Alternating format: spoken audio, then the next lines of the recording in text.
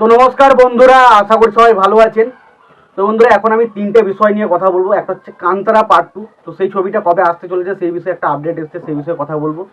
এবং তার পাশাপাশি প্রভাসের আপকামিং নিউজ, যেটা না হচ্ছে রাজা সাহেব, তো সেই ছবির একটা ছোট্ট গ্লিমসের মতো আজকে কিন্তু আসতে চলেছে, তো সেই বিষয়ে কথা বলবো। এবং তার পাশাপাশি আমির খান আবারও রিমেক করতে চলেছে। তো আমির খান একটা সাউথের বিশাল হিট ছবি, সেটা রিমেক করতে চলেছে। তো সেই রিমেকটা করা উচিত কি উচিত নয়, তো রিমেকটা করলে কি অ্যাকচুয়ালি কোনো ফায়দা হবে, সেই বিষয়ে কথা বলবো।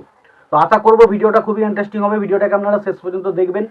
আর যদি চ্যানেলটায় নতুন হয়ে থাকেন অবশ্যই চ্যানেলটি সাবস্ক্রাইব করে নিয়ে পাশে বেল আইকনটা অবশ্যই প্রেস করে দেবেন। তো প্রথমে আমি যে বিষয়টা নিয়ে কথা বলবো সেটা হচ্ছে রাজা সাহেব বলে যে প্রভাসের যে ছবিটা আসছে, তো সেই ছবিটা আজকে কিন্তু ছোট্ট একটা টিজার বা গ্লিমসের মতো আসতে চলেছে। সেটা আসতে চলেছে বিকেল 5টার দিকে। তো দেখা যাক সেই টিজারটা কেমন হয়। এবং এটা যেটা জানা যাচ্ছে, এই ছবিটার পরিচালক হচ্ছে মারুতি প্রোডাকশন হাউস। তো দেখা যাক, এবং এই ছবিটা দেখা যাক আলটিমেট যে ছবিটা একটা কমেডি হরর থ্রিলার ছবি হতে চলেছে, দেখা যাক কেমন হয়।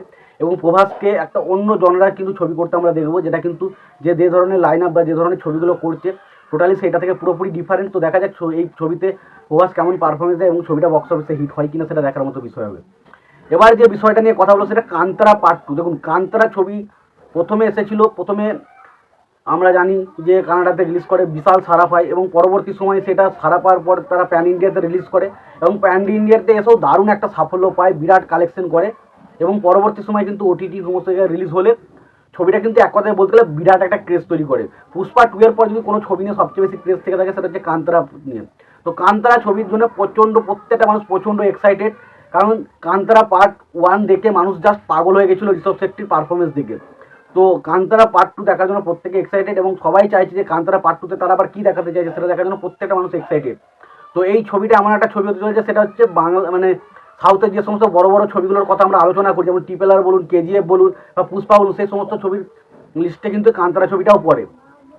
তো কান্তারা ছবি অলরেডি কিন্তু শুটিং চলছে, এবং যেটা জানা যাচ্ছে ছবিটা কিন্তু পরের বছর যে গরমটা পড়ছে সেই গরমের সময় রিলিজ করতে চলেছে। দেখা যাক 2025-এ গরমের সময় ছবিটা আসে তো ছবিটা কেমন হয়।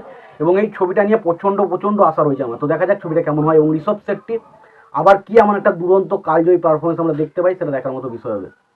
এবার লাস্ট যে বিষয়টা নিয়ে আমি কথা বলবো সেটা হচ্ছে আমির খান আবারও রিমেক করতে চলেছে। তো আমির খানের রিসেন্ট যদি আপনি লাস্ট ছবি দেখেন লাল সিং চাড্ডা, তো সেই ছবিটা একটা অফিসিয়ালি রিমেক ছিল, কিন্তু ছবিটা বক্স অফিসে একদমই চলেনি। তারপরেও ছবি কেন সে রিমেক করছে সেই বিষয় নিয়ে বিভিন্ন প্রশ্ন থেকে যায়।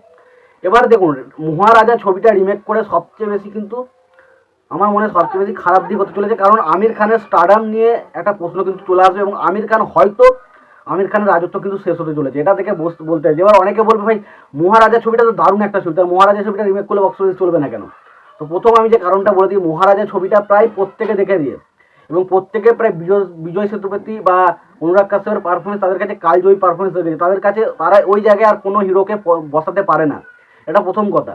আর দ্বিতীয় কথা, আমরা যদি রিমেকের বিষয়টা দেখি, রিমেক আমাদের এদিকে নর্থ ইন্ডিয়ার দিকে কিন্তু রিমেক যখনই কথাটা শুনে তখন মানুষ কিন্তু সেই ছবিটা সিনেমা হলে গিয়ে দেখবে, এটার মানুষের মধ্যে কিন্তু ইন্টারেস্টটা থাকে না, যেটা কিন্তু এই ছবিটা কিন্তু সবচেয়ে বাজে দিক।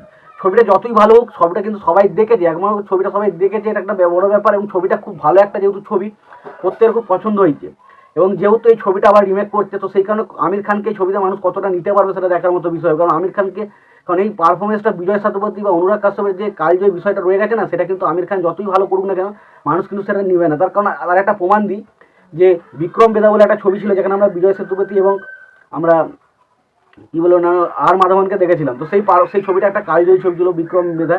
তো সেই ছবিটা যখন আবার ফাইনালি ঋত্বিক রোশন রিমেক করে, যেখানে ঋত্বিক রোশন ও সাইফ আলি খানকে আমরা দেখি, এবং ডেফিনেটলি ছবিটা কিন্তু দারুণ একটা ছবি হয়। ছবিটা যে একদম খারাপ খাজা ছবি হয়েছে সেটা কিন্তু নয়, ছবিটা কিন্তু ডেফিনেটলি খুব ভালো একটা ছবি ছিল, বাট কিন্তু ছবিটা মানুষ দেখেনি, তার কারণ হচ্ছে রিমেক। তো প্রথমত কারণ হচ্ছে রিমেক জন্য মানুষ দেখবে না, আর দ্বিতীয়ত কারণ হচ্ছে মানুষ এই ছবিটার প্রত্যেকেই কিন্তু এই ছবিটা দেখে নিয়েছে, এটা একটা সবচেয়ে বড় দিক।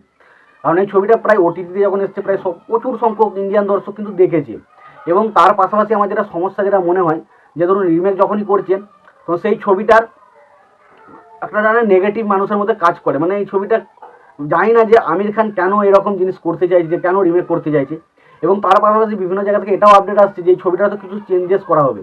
তো দেখুন, আমি ছবিটা থেকে যদি কিছু চেঞ্জেস করে তাহলে ছবিটা মনে হয় না আর ছবিটা ভালো একটা ছবি থাকবে, কারণ ছবিটা পুরোপুরি যেটা নির্ভর করছে পুরো একটা গল্পের ওপর, পুরো একটা কন্টেন্টের ওপর নির্ভর। সেই কন্টেন্টটা থেকে যদি আমি কিছু ছাড় কাট বা কিছু কাটছাড় করেন, তো সেই কন্টেন্টটা একটা বেখাপ মানে বেখাপ পড়া লাগে, মানে সেই জন্য আমি বলতে চাইছি যদি কাটছান করে তাহলে ছবিটা তো একদম জাস্ট ষষ্ঠী পুজো হয়ে যাবে, সেটা নিয়ে কোনো সন্দেহ নেই। তবে বাট আমার মনে হয় না যে আমির খান এত বড় একজন স্টার, তার পক্ষে যে কোনো ছবি সে রিমেক করতে পারে, বাট এমন কোনো ছবি রিমেক করুক যে ছবিটা হয়তো মানুষের কাছে দেখা নয়, বাট সেই ছবিটা কিন্তু ভালো একটা ছবি। কিন্তু এই ছবিটা তো ভালো ছবি মানছি, বাট এই ছবিটা তো প্রত্যেক মানুষ দেখে নিচ্ছে, এখন রিসেন্ট টাইম দেখছে এবং প্রত্যেকে ছবিটা নিয়ে প্রশংসা করছে, এবং সত্যি কথা সেই একটা কালজয়ী পারফরমেন্সকে যখন আমি তুলে ধরবেন, তো সেখানে তো আপনার ছবির একটা এফেক্ট করবে। তো দেখা যাক, জানি না কেন করছি, কী কারণ যে আমির খান কেন হঠাৎ করে রিমেকের পেছনে পড়ে গেল। সবাই এখন এত ভালো ভালো সিনেমার দিকে নজর দিচ্ছে, বাট আমির খান কেন আবার রিমেকের দিকে পড়ে যায় বুঝতে পারছি না। তোমাদের কি মতামত রয়েছে এই বিষয়টা তোমরা অবশ্যই কমেন্ট বক্সে কমেন্ট করে জানাও। তোমাদের যদি ভিডিওটি পছন্দ হয়ে থাকে লাইক কমেন্ট শেয়ার করতে পারো না, চ্যানেলটি নতুন হয়ে থাকে অবশ্যই সাবস্ক্রাইব করে পাশে বেল আইকনটা অবশ্যই প্রেস করে দিও। ভালো থাকো, সুস্থ থাকো, দেখা হচ্ছে পরের ভিডিওতে।